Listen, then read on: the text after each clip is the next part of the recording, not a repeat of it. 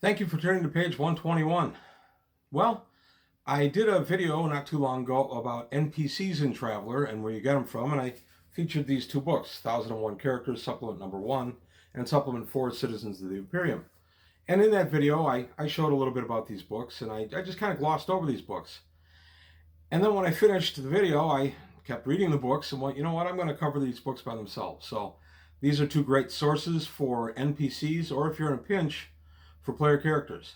So today on page 121, I'll look at Supplement 1 and Supplement 4 from Classic Traveler. The first book we're going to dive into today is 1001 Characters. This is published as Supplement Number 1 in 1978 for Traveler. This was one of my go-to books in the early days of Traveler. I still use it, but not nearly what I used to.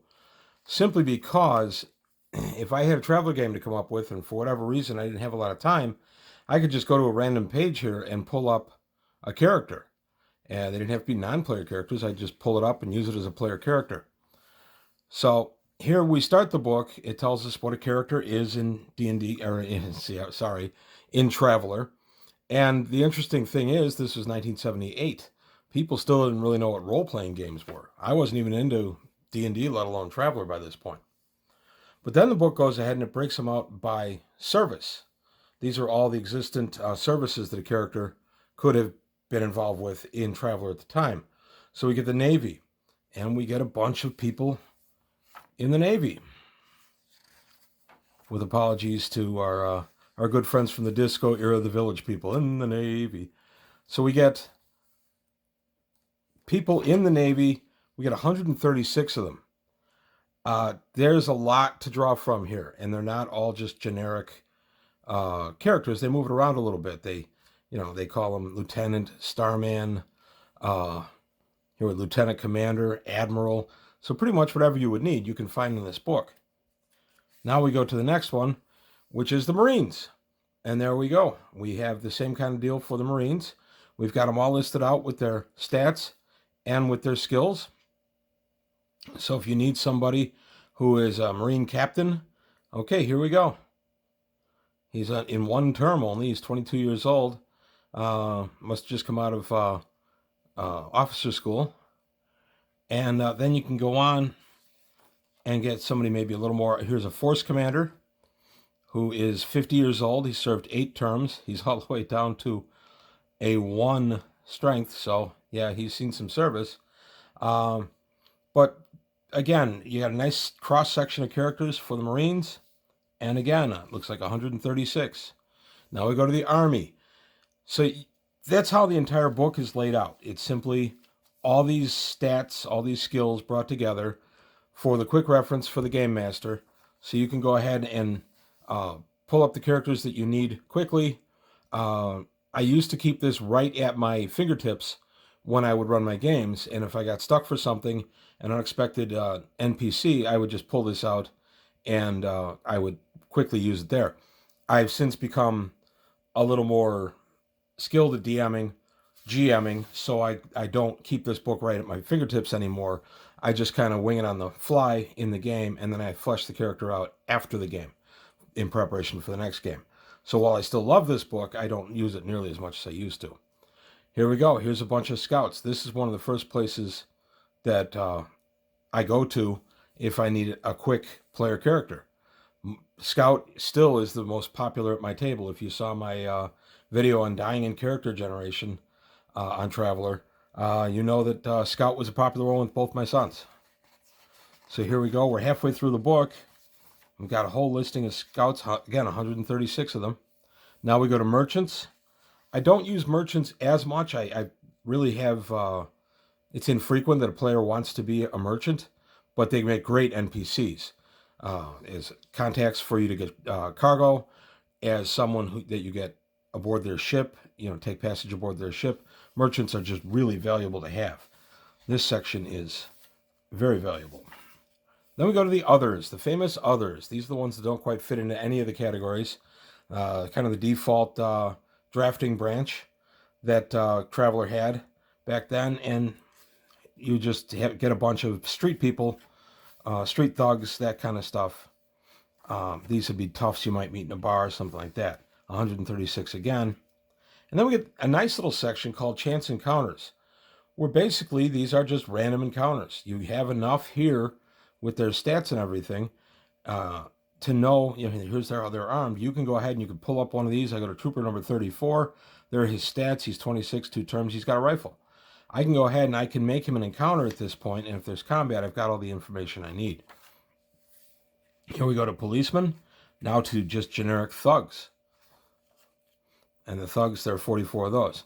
And now, one of the neater aspects of this book is they have 9 heroes, and they let you read all the descriptions. They ran a little contest with this that was combined with Journal of the Traveler's Aid Society #1.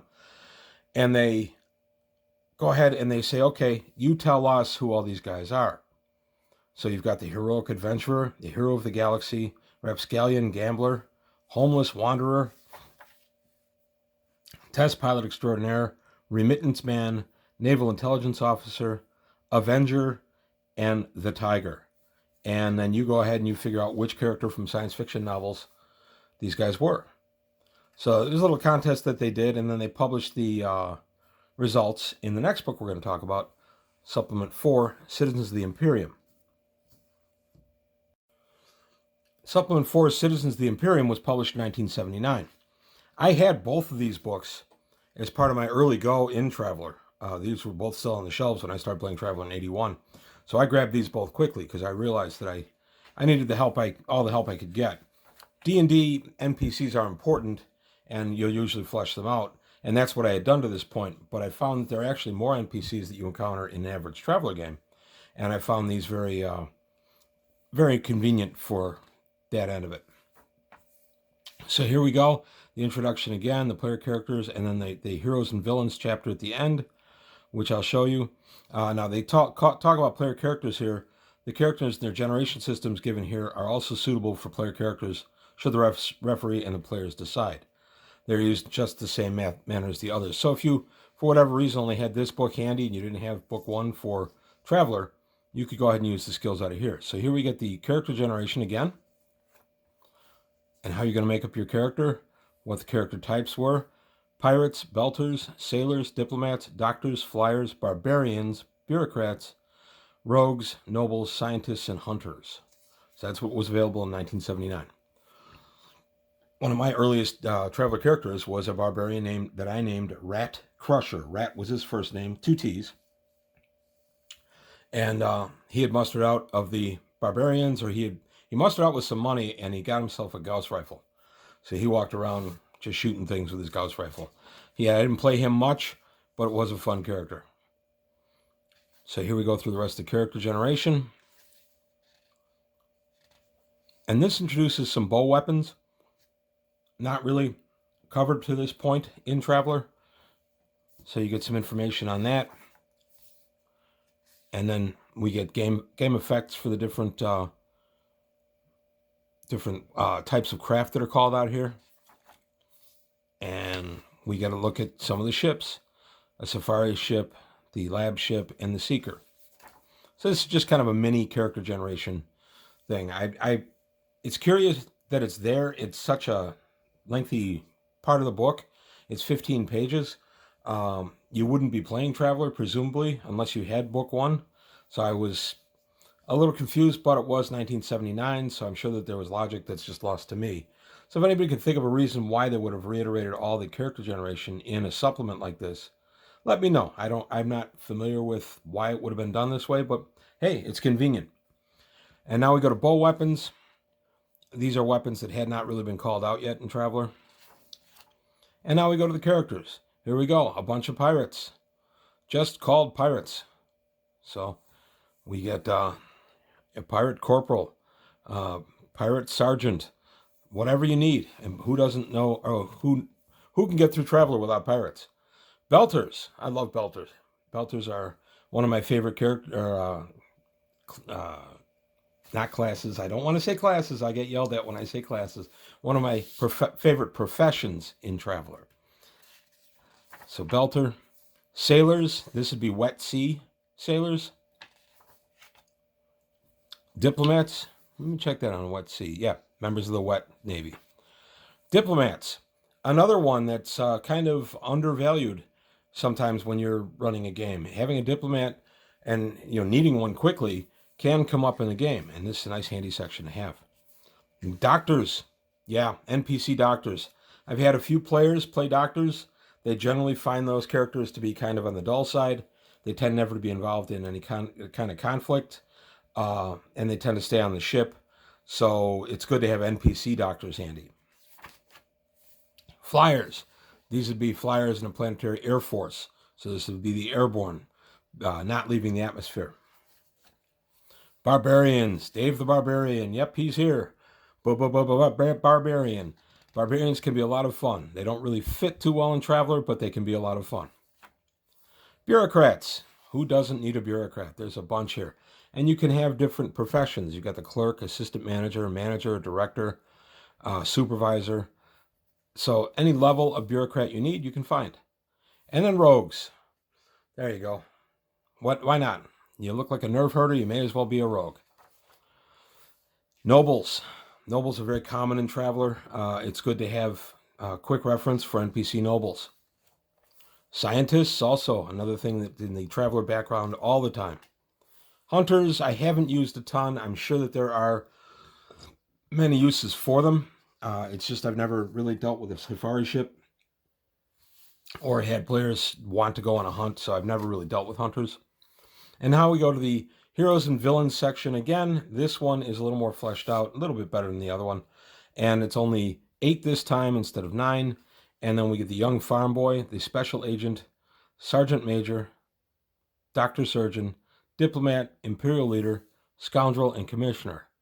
And these 8 are, of course, Luke Skywalker is number 1, James Slippery Jim from the Stainless Steel Rat series, Sergeant Major Calvin from Sword and Scepter by Jerry Pournelle, Senior Physician Conway from the Sector General series, including Major Operation and Ambulance Ship by James White,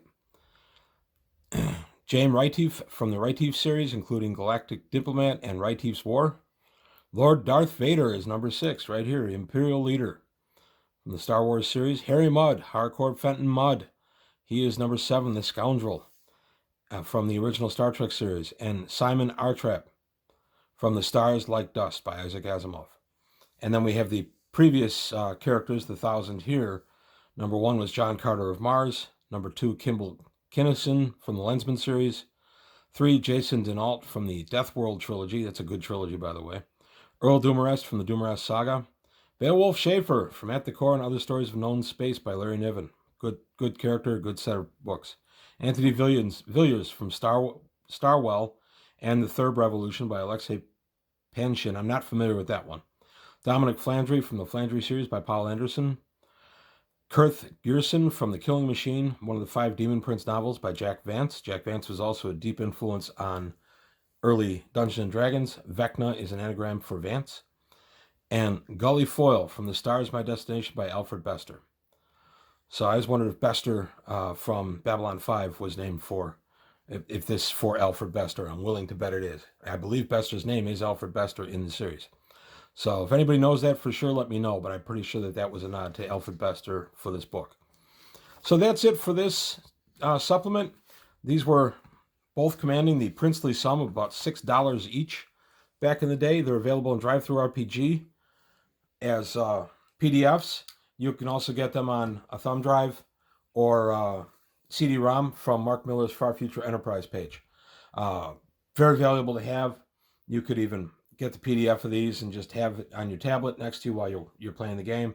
If you don't have the physical books, it's a good way to go. Neither of these supplements is all that expensive if you go to a secondary market like eBay for it. They're not real expensive. So that's all I've got to say today for page 121. I hope you enjoyed it. This deeper look at the two of the Traveler character supplement books. Non-player character, I guess I should say, but I use them as characters as well. Just want to thank you for watching. Also remind you that I do have a Patreon going right now. If you could take a look at that, help support the channel, I'd appreciate it. And that's it for today from page 121. Thanks for watching. I'll see you next time.